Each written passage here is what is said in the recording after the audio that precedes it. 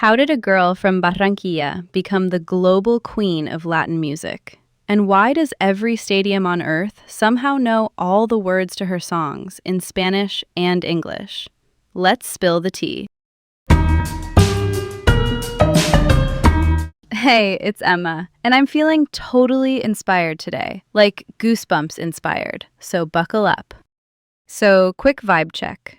Shakira Isabel Mebarak Ripoll, born in Barranquilla, Colombia, is a singer, songwriter, dancer, and producer, often called the Queen of Latin music for a reason. She's bilingual, she writes or co-writes most of her music, and her influence goes way beyond the Spanish-speaking world. We're talking Grammys, Latin Grammys, Super Bowl, World Cups, and a whole generation vibing with Spanish pop without translation. Yas, queen. Personal story time. I saw Shakira live a few years back on her El Dorado run. She walks out barefoot, hips doing geometry I cannot explain. And then you hear these Andean pan flutes kissing a pop beat, and that Middle Eastern doumbek drum locks in. If you don't know, a doumbek is a goblet drum from the Middle East. It gives those crisp belly dance rhythms. In 2 minutes, the whole place was levitating. People next to me didn't even speak Spanish. They were yelling, "Estoy aquí," like their rent depended on it. I left that show feeling 10 feet tall. I literally signed up for a dance class because tell me why I thought I could nail the Hips Don't Lie shimmy at 2 a.m. in boots. Big yikes, but also zero regrets. The confidence boost was real. Eli 5 version. Music is Wi-Fi for emotions. Shakira's signal is so strong, it crosses languages, borders, and even my questionable coordination. Not me, but me. Okay, let's move on. Who is Shakira sonically? She's Colombian with Lebanese heritage, and she blends Latin pop and rock with Middle Eastern rhythms. That's why you hear belly dance isolations on stage, and instruments like doumbek or pan flutes next to rock guitars. Songs like Ojos Así and Hips Don't Lie are the blueprint. It's a cultural fusion that's a total vibe, and frankly, a competitive advantage. The visuals and the beats read instantly in any country. Her bilingual strategy? Super quick. Think of it as 2 entrances to the same party. She drops a Spanish version, a paired English version, or runs parallel eras. So Suerte becomes Whenever, Wherever in the early 2000s, and boom, Laundry Service moves over 15 million worldwide. Later, she does Spanish-only smashes like the Bizarrap session, and they still chart globally. Result: core Latin fans feel seen, new listeners get hooked, and nobody feels abandoned. Now, important people alert. These cameos in her timeline matter. Emilio Estefan, the Cuban-American producer who helped power Gloria Estefan's crossover, executive produced her late 90s phase in Miami. That's the Donde Están los Ladrones era. It sharpened her sound and set up the famous MTV Unplugged. In Spanish, on MTV, in the 90s. Receipts. Luis Fernando Ochoa, a Colombian producer and songwriter, is another unsung hero. He helped craft Pies Descalzos in the mid-90s with hits like Estoy Aquí and Donde Estás Corazón. That's the moment the pen, the poems, and the rock edge all clicked on radio. It's the glow-up from local talent to continental force. Wyclef Jean, the rapper-producer from the Fugees, co-built Hips Don't Lie in 2006. That's a once-in-a-decade detonation. It went #1 in over 55 countries, and they performed it on the World Cup stage that same year. You want global visibility? Pair a stadium sport with a universal hook. It's marketing kismet. Alejandro Sanz, the Spanish singer-songwriter, gave us La Tortura with her in 2005. That Spanish-language track ran US Latin airplay for ages and crashed the MTV VMAs in Miami in Spanish. That was a culture shift. Spanish belongs on the biggest youth platform, period. Bizarrap, the Argentine producer-DJ behind those viral studio sessions, teamed with her in 2023 for the infamous Volume 53. 14 Guinness World Records, a Spanish-language top 10 debut on the Hot 100 by a woman. And yes, it doubled as a diss track. Drama pays, but also the craft was tight.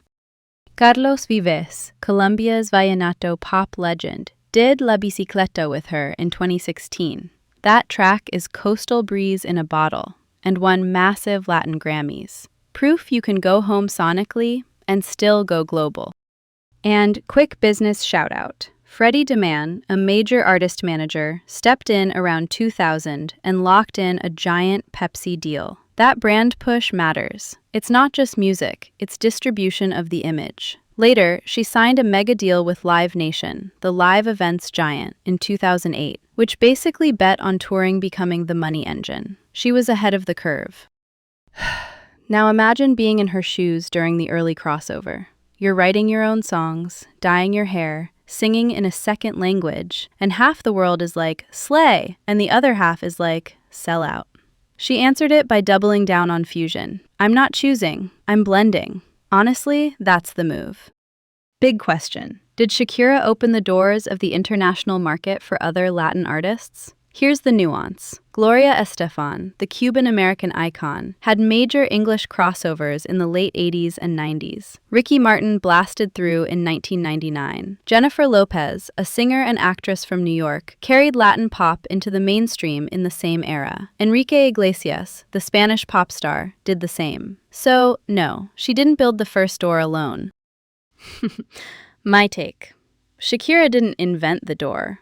She redesigned the whole hallway. Her bilingual blueprint meant Spanish-only hits could still go nuclear worldwide. La Tortura's success on MTV and Volume 53 tearing up global charts in 2023 are proof. She also became the first woman with #1 Latin albums across 4 different decades. That's longevity and system-level influence. So yeah, high-key, she was a major architect of the crossover era 2.0.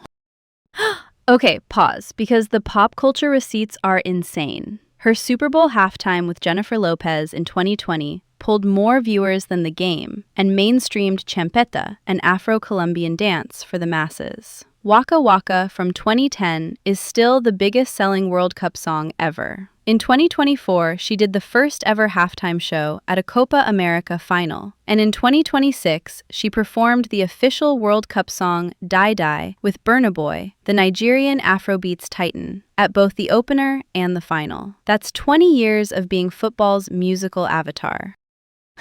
Career heat check lately. Her 2024 Spanish album, Las Mujeres Ya No Lloran, hit #1 across Latin charts and kept rolling with singles like Punteria, even topping formats you don't expect. Then came a monster world tour in 2025 and 2026 that became the highest-grossing Latin tour ever, with crowds in the millions, including 2 million in Rio at a free mega show. Plus, she staged a surprise Times Square concert in 2024, just because she could. That's a flex. And it's not just the bops. She founded the Barefoot Foundation, or Fundación Pies Descalzos, building schools and supporting kids in underserved Colombian communities. She was even tapped for a U.S. Presidential Advisory Commission on Educational Excellence for Hispanics. Translation? She uses her mic to fight for classrooms, not just tarp positions. Love that for her. Also, the origin story is wild. As a kid, she was rejected from her school choir for having too strong a vibrato. Classmates said she sounded like a goat. Cut to her turning that vibrato into a signature and outdancing half the planet. Talk about a glow-up.